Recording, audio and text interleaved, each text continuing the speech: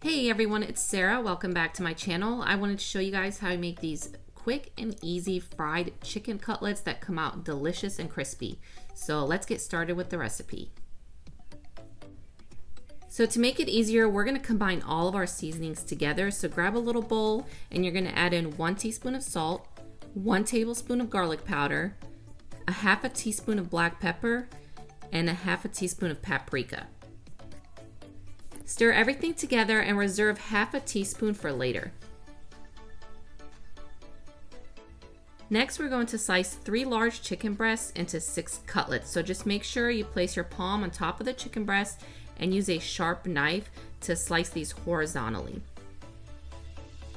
You can also stick these back in the fridge after we season them for up to 24 hours. When you marinate chicken breasts, they have even more flavor to them. But if you're in a time crunch or have kiddos or anything like that, just want a quick dinner, go ahead and season them and fry them up right away like I did. And if you're enjoying watching this recipe video, please give me a thumbs up below and consider subscribing to my channel to support my channel. And let me know in the comments if you guys have any other recipe requests or if you do try these chicken cutlets and how they turned out.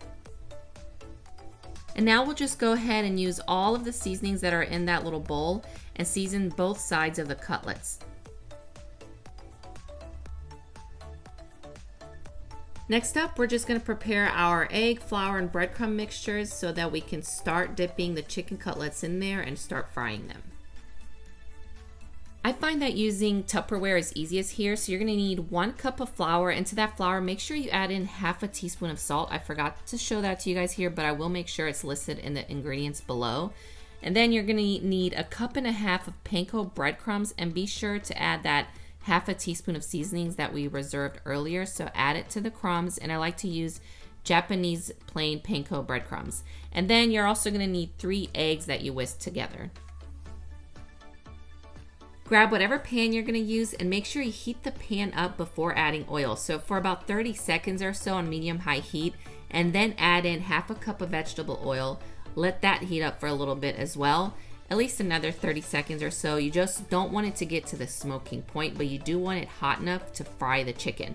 So while that oil is heating up, start dipping your chicken cutlets first into the flour mixture, and then it's going to go into the egg mixture, and lastly into your breadcrumb mixture.